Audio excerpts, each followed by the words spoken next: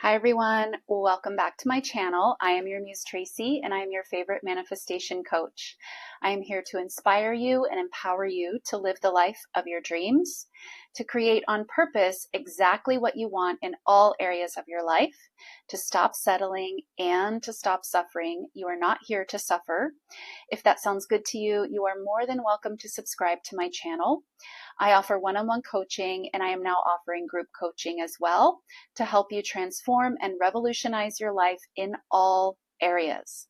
In my coaching program, we take a deep dive into your subconscious programming or your belief system, or also known as your self-concept, and we do the work to change the programming that is effectively covering up or masking your true nature. I will take you through the process of cleaning up your programming, and we will meet about 2 to 3 times per week. And in between sessions, you have homework on your own to do. You have also email access to me in between those sessions. So it's a lot of hand holding, and it is an intensive month. But this is designed to be an intensive month so that we can create real transformation in every area of your life and return you back to your true nature of being an effortless and unlimited creator. Most of my clients will also stay with me 2 to 3 months to integrate all of these teachings.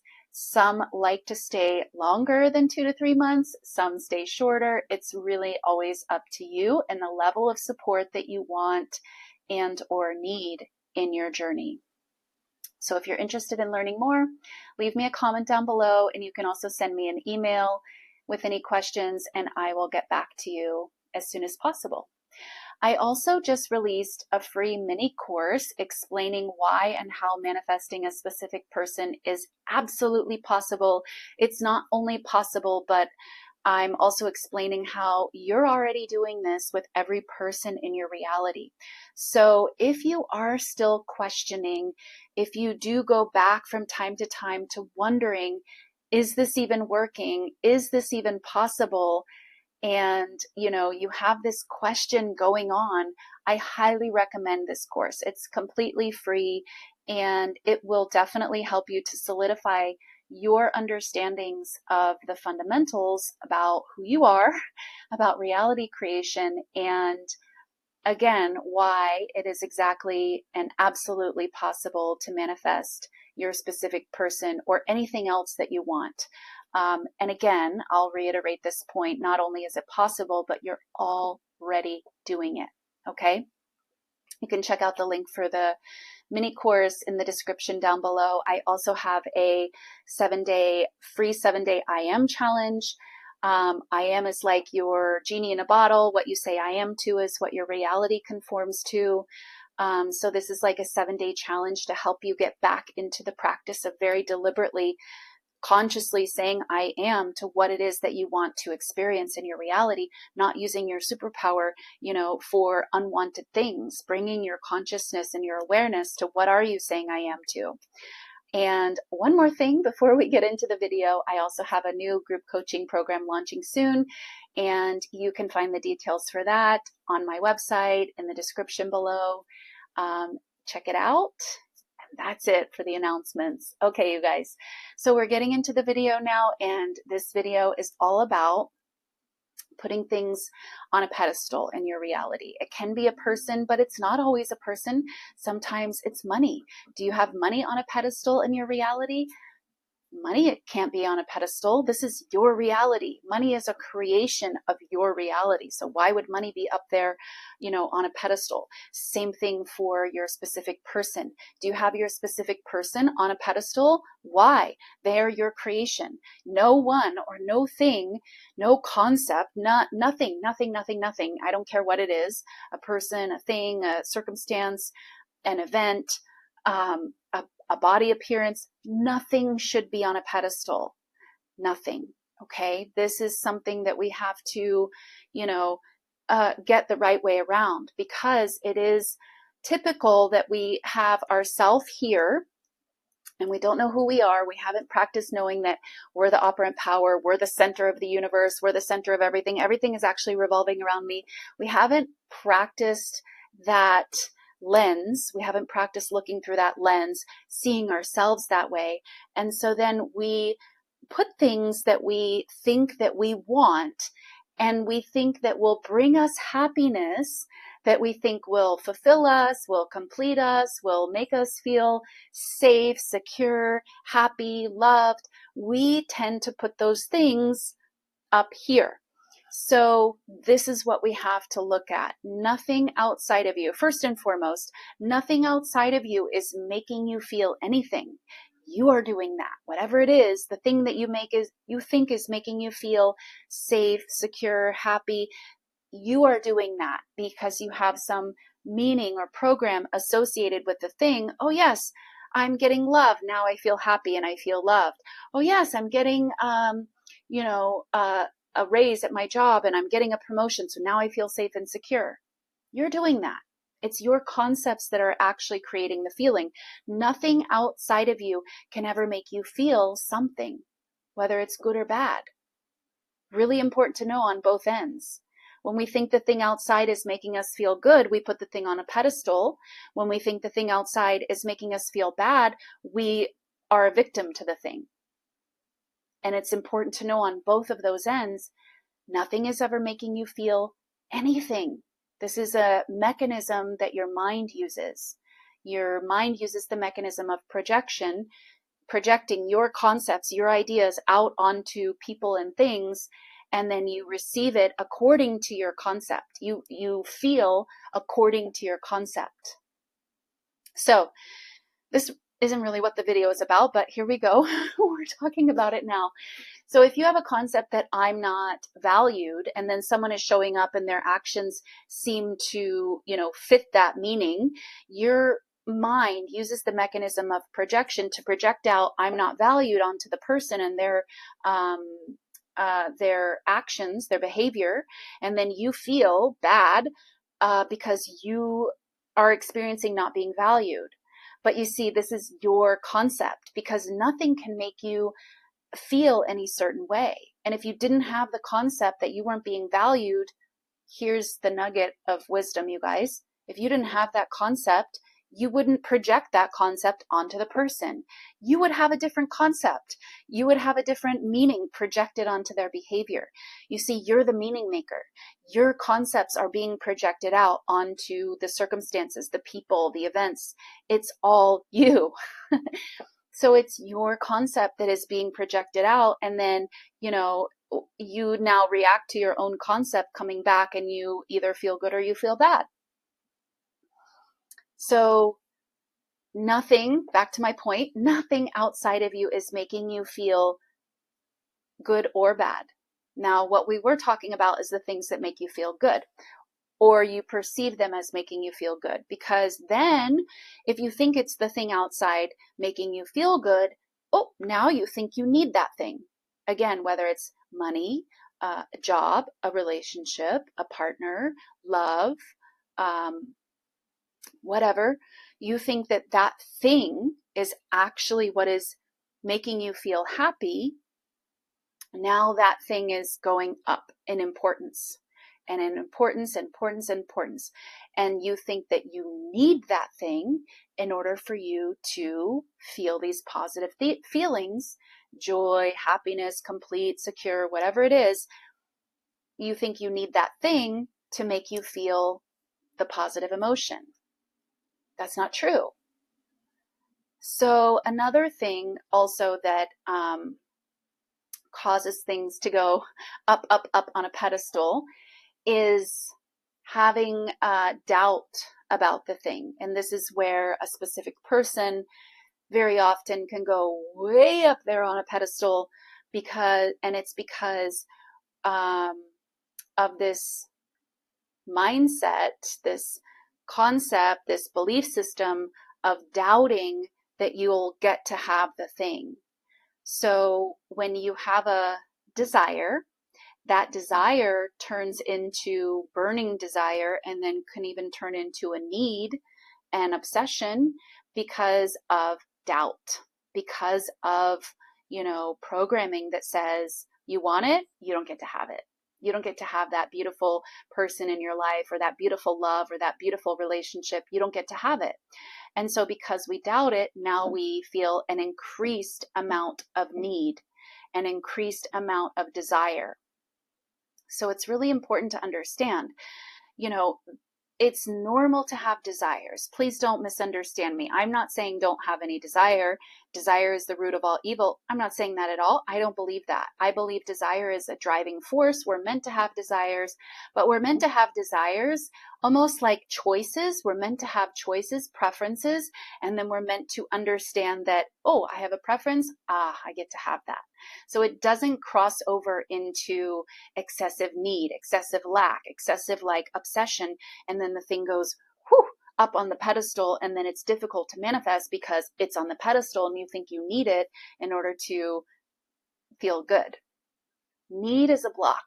Need is absolutely a block, and it is for this very reason. You want something that you simultaneously don't believe that you get to have, turns into need.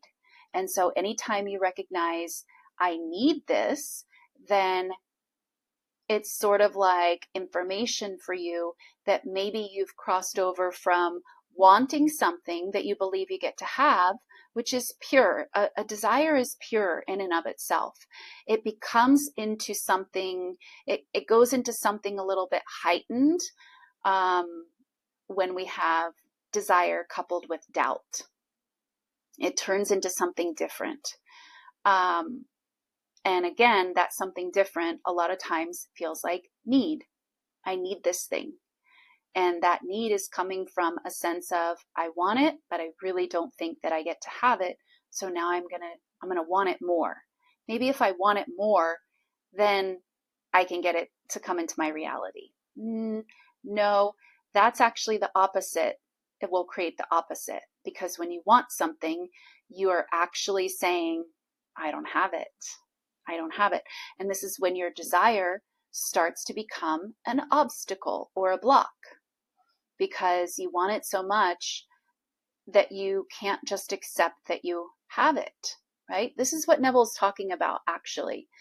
And I use this quote from Neville quite a bit, but I want to break it down in detail here. So when he says, Neville says, to desire is to have, what he's really saying is, the moment you have a desire born within you, it's, okay, great, I have a desire born within me. So at what time should I then accept that it's already mine? Really good question, right? So I have a desire born within me. Now, do I wait until I affirm 6,000 times? Do I wait till I do an imaginal act? Do I wait till I'm in the state of the wish fulfilled? Do I wait till I get evidence in my 3D reality? Do I wait until someone shows me birds before land? Do I wait before I get a sign from the universe? Do I wait? Right, you guys get my point. What am I waiting for to go ahead and decide, okay, I am accepting that this desire is now mine? What's the thing I'm waiting for? This is what Neville is talking about. To desire is to have. The moment you have a desire born within you, the very next step should be accepting that desire is yours. Now, a lot of times you can't just go from, I want this thing that I don't have, to accepting fully, I have this now. Okay, no problem, totally fine. So he says it's a process. You start the process of accepting immediately. The moment that desire is born within you, you recognize, ooh, I have a new desire. I never had that desire before. Okay, I have it now. What to do next? Start the process of accepting that I have this now. I am now the person who has this. Now, how do you do that? There's many different ways, and maybe this is where you can use different techniques. Remember, techniques are not changing out there. Techniques are changing you. Changing you from what? Well, changing you from being in desire and lack to being in acceptance, to being the person that has it now. So you can use imaginal acts, you can use inner conversations, you can use affirmations. It's really not important. The technique isn't what creates it. It's the technique that changes you that creates it, because it's always when you change, the reality changes. So when you go from desiring to having, and you can rest in the having, you rest in the acceptance. Okay, I am now the person who has this. And you're no longer in longing, you're no longer in needing, you're no longer in desiring, you're in acceptance. You have accepted this new reality that you have your desire, the amount of money, the job, the raise, the security, the love, the relationship. You accept you have it. You see, there was no space in that transition period for, doubting, for going from wanting to excessive need because of doubt and lack, right? That's not part of the process. And when we get into that, there's a few things going on. Again, we think out there is giving us something. We think we need that. Our want goes to a need because we want something we simultaneously don't believe we get to have. And the whole thing gets all jumbled up and turned on its head. We don't want to do that. So instead, first and foremost, we always start with knowing who you are. Know that you are the one choosing everything. You're the one, you have a thought about something, your thought about the something is the proof it exists. So if you have a thought about a relationship or a specific person or an amount of money, that thought, that desire is proof that it exists. It's helpful to know that. Next, you want to know, okay, well, who's in charge of bringing it into my reality? That would be you. You are the one in charge of bringing it into your reality. You're not waiting for someone else to give it to you. You're not waiting for someone else to say, okay, you get to have this. No, you being the operant power, you being the one creating, the only one creating, the one and only cause, means it's just up to you, right? Okay, so when you know that, then you understand that creation is finished. Everything is available. You don't actually create anything. You're just aligning yourself, your concepts, your acceptance of the end with the parallel reality that you want to experience. The parallel reality where this thing, money, job, relationship, love, security, it already exists. You don't have to create anything. You simply practice accepting the end. Your acceptance of the end, whatever the end is, wills the means. You don't have to figure out how. You don't have to go and figure out all the different ways that this thing can show up in your reality. You identify the desire. You accept that it is yours. You keep yourself out of lack. You keep things off of a pedestal. You are the one on the pedestal. And when, again, you remember that you're the operant power, you're the center of your universe, that reminder should bring you onto the pedestal. You should be on a pedestal. Doesn't have to mean that you're better than everything. It just means that, you are the most important person in your reality because you are the one creating everything around you. And you being the most important person isn't taking away from anyone. It is essentially imperative that that's the mindset that you have. You have to have this mindset of your importance in your reality in order to be a powerful, deliberate, conscious creator. And there's nothing wrong with honoring yourself, loving yourself, putting yourself first. There is nothing wrong with that. Because when you understand that's what's happening in your reality, you also understand that's what other people should be doing for themselves as well. Right? You don't expect that you're the most important thing for you and also for these 50 other people, right? When you really understand, oh, it's my responsibility for me to be the most important person, same thing for all of them. They have to do that for themselves as well, right? So it doesn't get twisted up in, oh, why aren't you making me important? No, you make you important and you let the other people make themselves important. Then you come together as people who are already showing up and being there for themselves as a whole person, in other words, and then you can have a beautiful rendezvous with these other whole people that are not, needing you to show up in a certain way because they don't know how to do it for themselves. So you are the only one that should be on a pedestal. And if anything or one else is on a pedestal, you've got some things just a little bit out of whack. You've got a couple of like misunderstandings. You've got this thing that maybe in the past rejected you that you think is, really going to make you happy and you really need it and you really have to have it. No, none of that. None of that. If this thing or person rejected you, you did that. You did that. Okay? Totally fine. We're just talking about acknowledging everything is your creation. So if you created that, you can create something different. You can absolutely create something different. And that thing is not ever going to make you feel good, bad, indifferent. No, that's an inside job. Whatever you're feeling, that's a concept that you have within you. And your mind might be using the mechanism of projection to make it seem like it's something out there, but you need to get in the habit of seeing through that illusion. No, it's never something out there. What's going on inside of me? This is something inside of me that I'm projecting out, and now I'm feeling a certain way. So bringing yourself back onto the pedestal, removing anything else that is on the pedestal, has ever been on the pedestal. Definitely give this a shot, you guys. Make it a practice. Get yourself on the pedestal and do not get off of it for anyone or anything. Okay, this is your duty. This is your job in your reality. All right, you guys, leave me a comment down below and I'll see you in the next video. Bye.